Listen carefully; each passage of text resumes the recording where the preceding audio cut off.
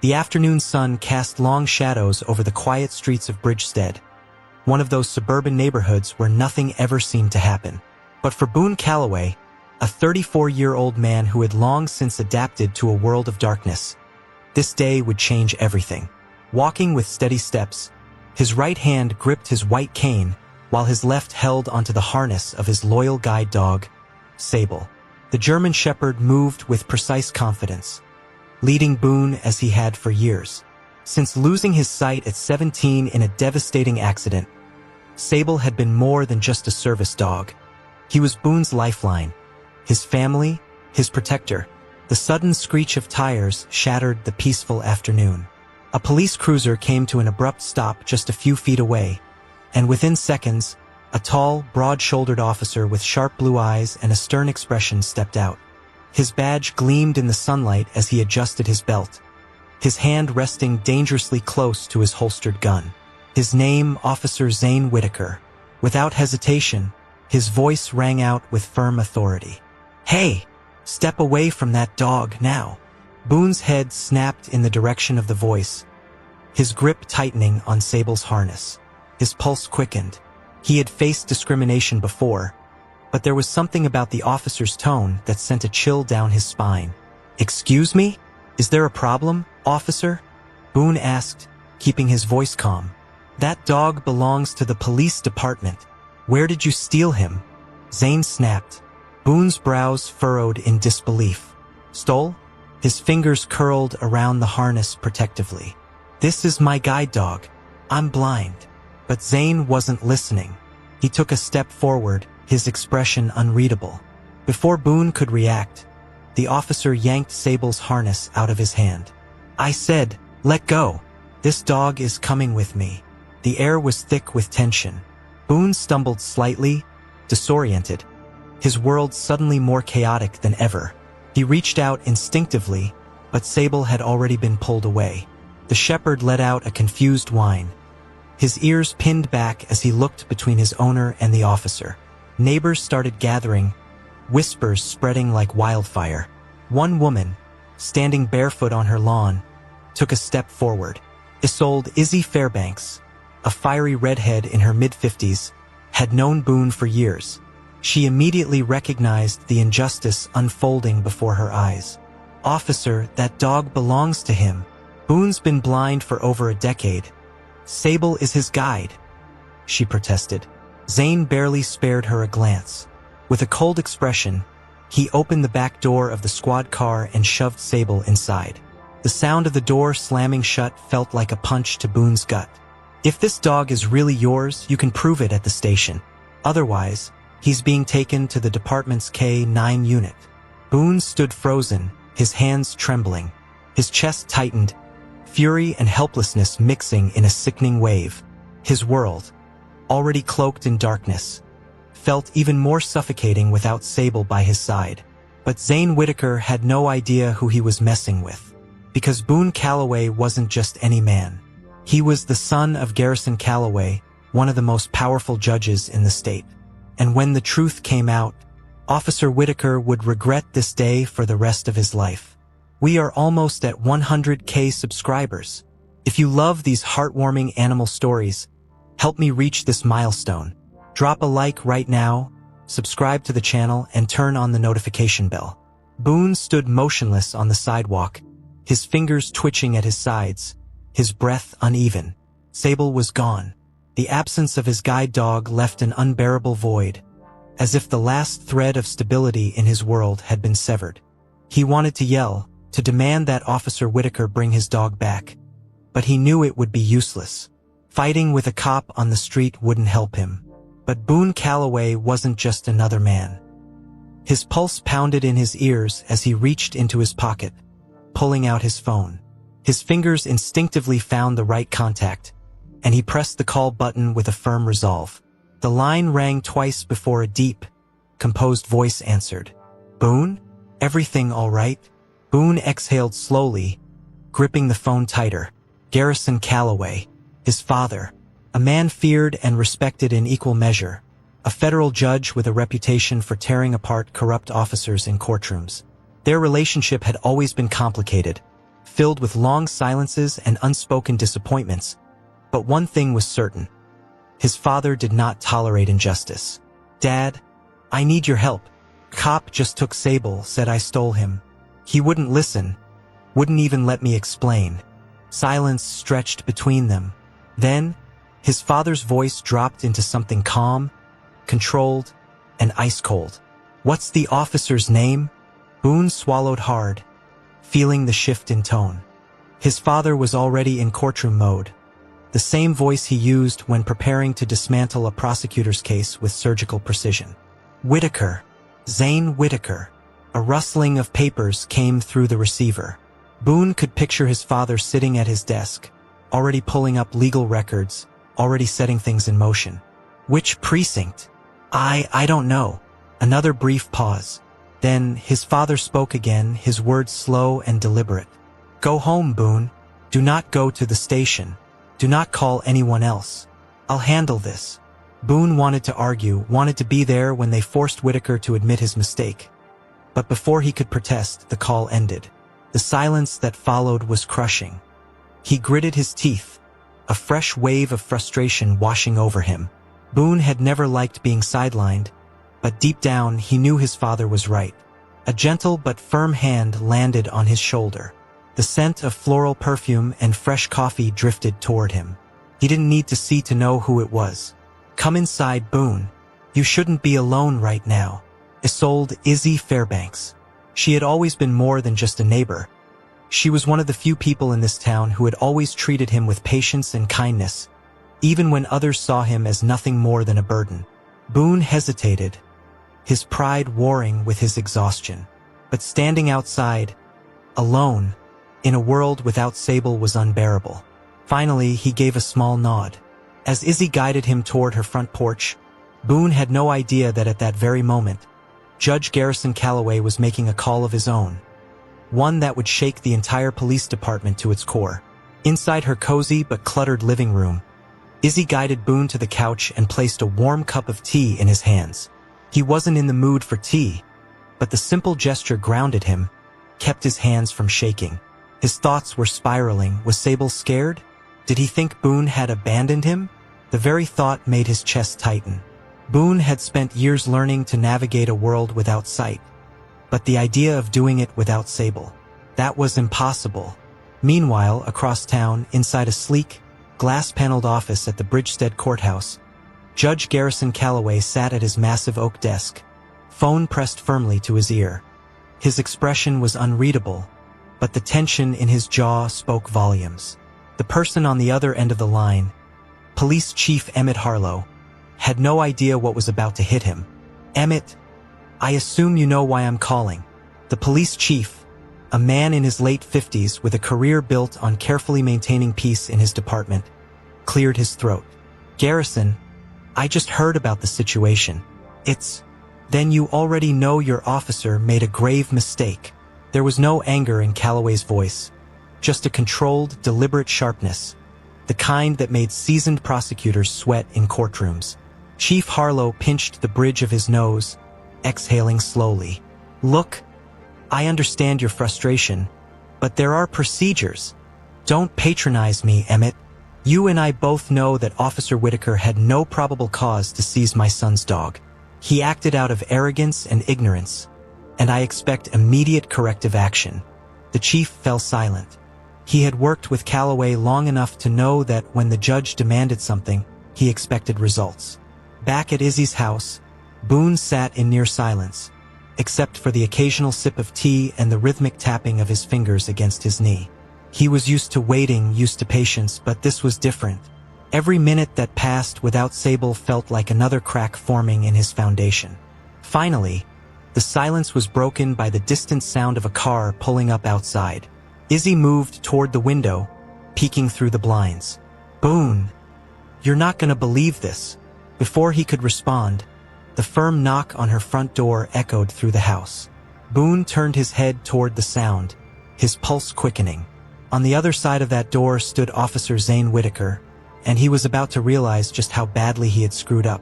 The knock at the door was sharp and deliberate, a sound that sent a wave of tension through Boone's chest. He straightened slightly, gripping the fabric of his jeans, his mind racing. Was Sable with them? Had they hurt him? He forced himself to take a steady breath as Izzy walked to the door. She hesitated only for a moment before pulling it open. Standing on the porch was Officer Zane Whitaker, but gone was the arrogance from earlier. His posture was rigid, his expression tight, and there was an unmistakable discomfort in his eyes. Beside him stood Police Chief Emmett Harlow, a grizzled man with silver-streaked hair and the exhausted look of someone who had spent years putting out fires in his department. Boone could hear the weight in the chief's sigh before he even spoke. "Mr. Calloway, we're here to return your dog and formally apologize for what happened today." Boone's hands tightened into fists. His heart pounded in his ears. "Sable." He swallowed hard before speaking, his voice calm but laced with restrained anger. "And where is he?" Whitaker shifted uncomfortably before stepping aside. A moment later, Boone heard the clicking of familiar paws on pavement, the soft jingle of Sable's collar, and then a whine. Boone barely had time to brace himself before Sable pressed into his legs, his warm breath hitting Boone's hands as he nudged him desperately, whining again. A sharp breath left Boone's chest as he sank to his knees, his hands moving over Sable's fur, feeling the steady rise and fall of his breathing. Relief flooded through him like a wave. He was safe. He was here. Chief Harlow cleared his throat. Judge Calloway made it very clear that what happened today was unacceptable. Officer Whitaker has been formally reprimanded and will undergo additional training regarding service animals and disability protocols. Boone barely reacted. He kept his focus on Sable, his fingers gripping the dog's harness like an anchor. Finally, after a long moment, he turned his head slightly toward Whitaker. The officer exhaled through his nose before speaking, his voice tight. "I was wrong." The words sounded like they took effort to say. "I assumed something about you without looking at the facts. I shouldn't have treated you like a suspect. I should have listened." Boone let the words settle, then nodded once, his grip still firm on Sable's harness. "Don't do it again." Whitaker gave a short, tight nod. The tension in the air was thick, but Boone didn't care. He had his dog back. That was all that mattered. But before the officers could leave, he straightened and spoke again. "I want to speak at the precinct." Chief Harlow frowned slightly. "About what?" "About what it's like to live in a world that isn't made for people like me. About what happened today, and how to make sure it doesn't happen again." Boone's voice was steady. "Your officers need to hear it from someone who actually knows." A pause. Then the chief nodded slowly. "I can arrange that." Whitaker said nothing. Boone didn't care. As the officers left, he ran his fingers through Sable's fur, feeling the warmth of his presence. He hadn't just gotten his dog back today. He had made sure no one else would have to fight the same battle. The fluorescent lights in the Bridgestead Police Department's conference room buzzed faintly as Boone sat at the head of the long table.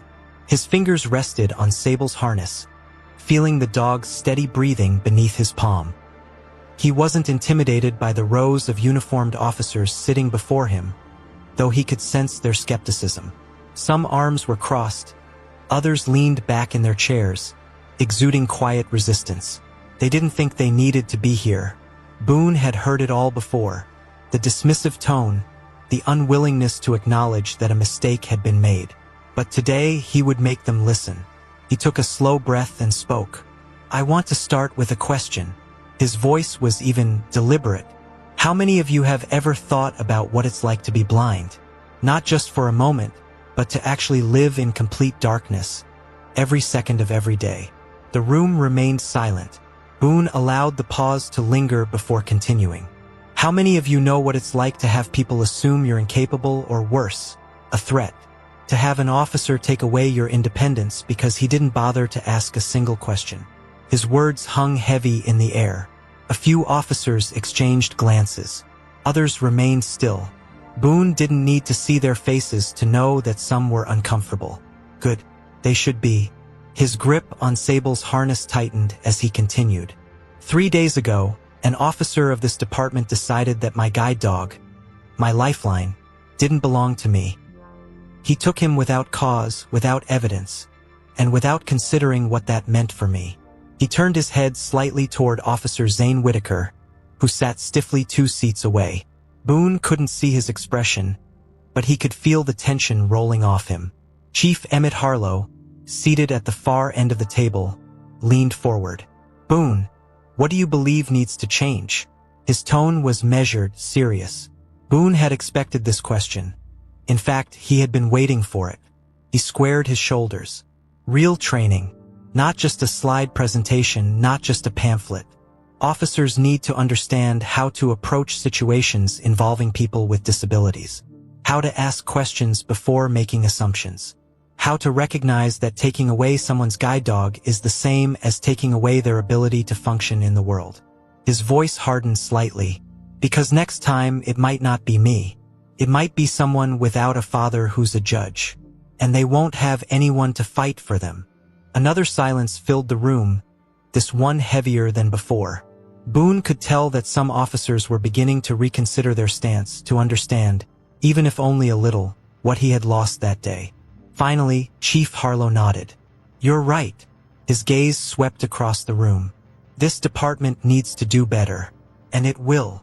Boone exhaled slowly, releasing some of the weight he had carried for the past 3 days. He hadn't come here for an apology.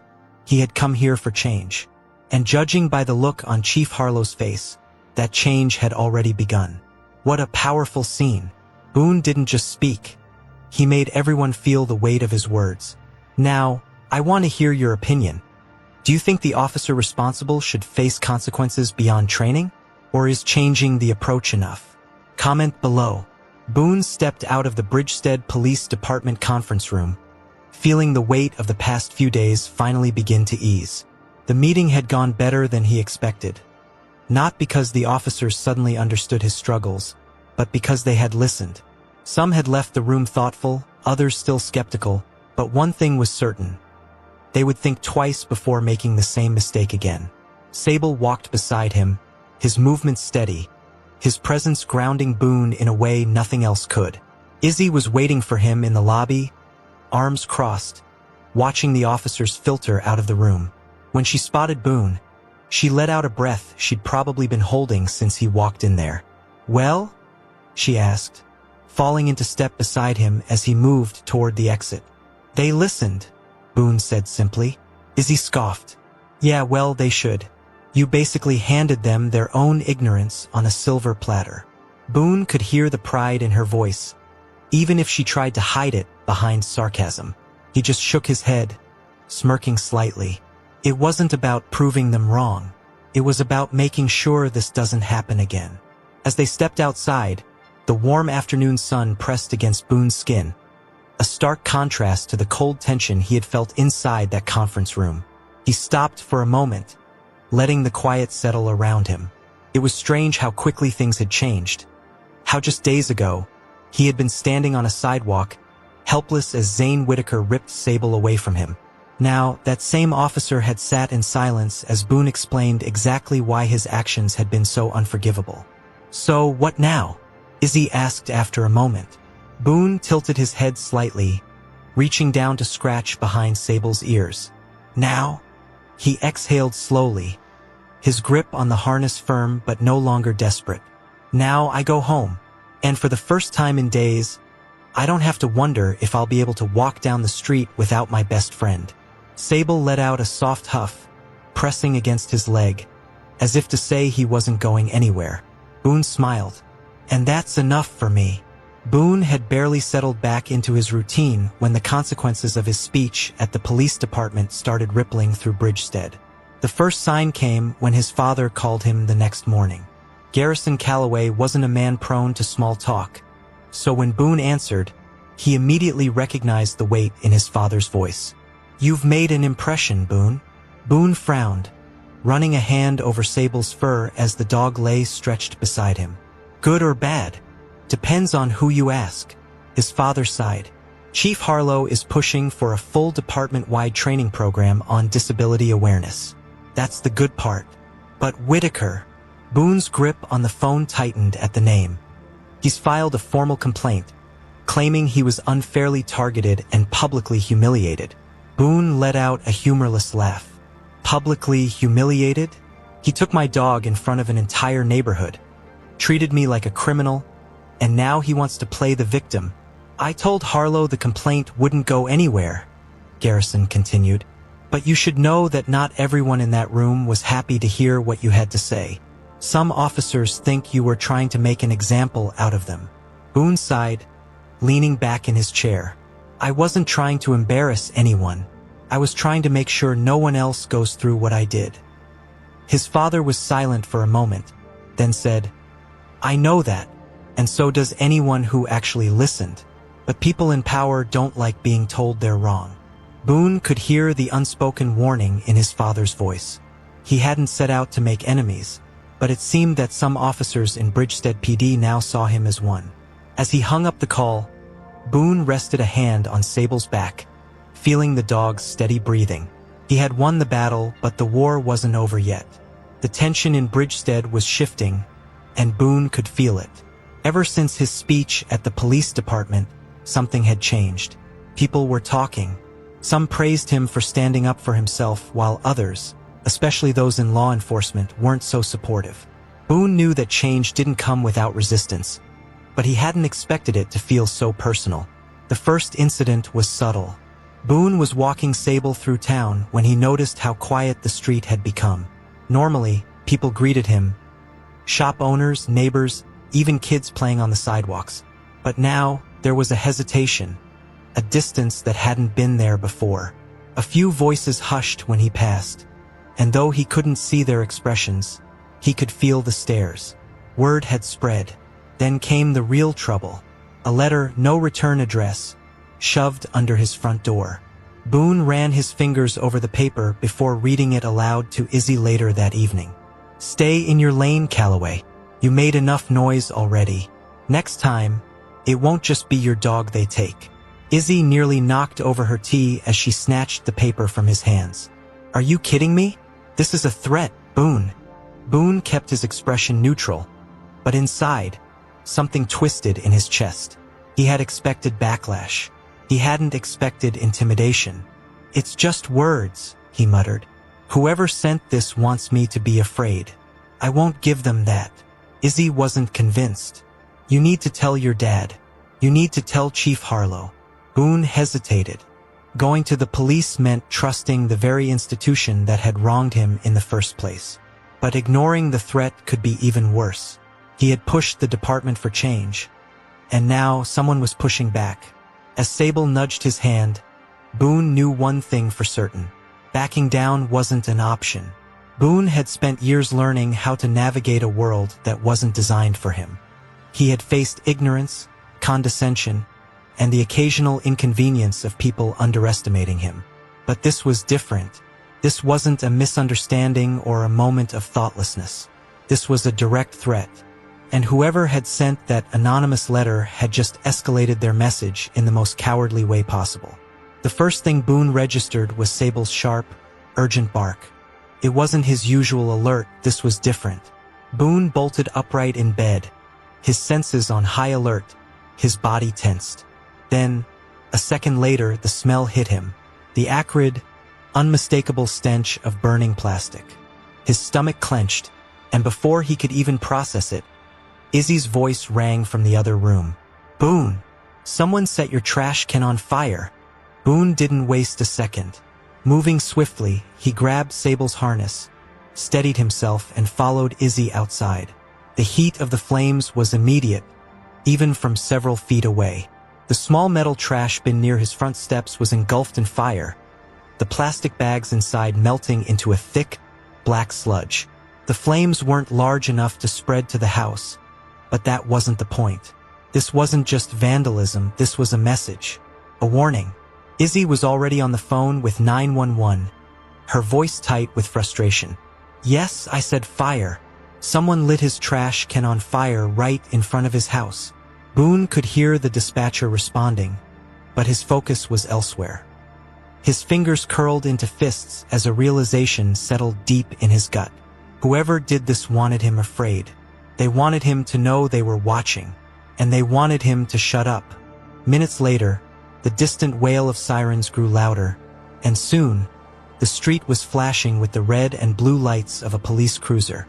Boone stood firm as Chief Emmett Harlow stepped out of the car.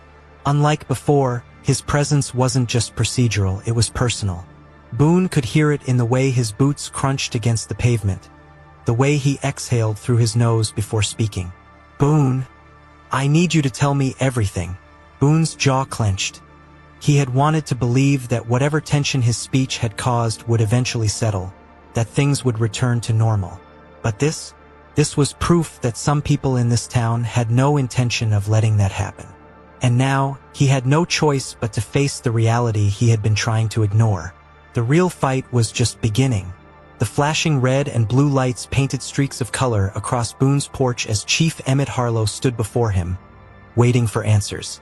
The night air was thick with the acrid scent of burned plastic, a stark reminder that someone had gone out of their way to send a message.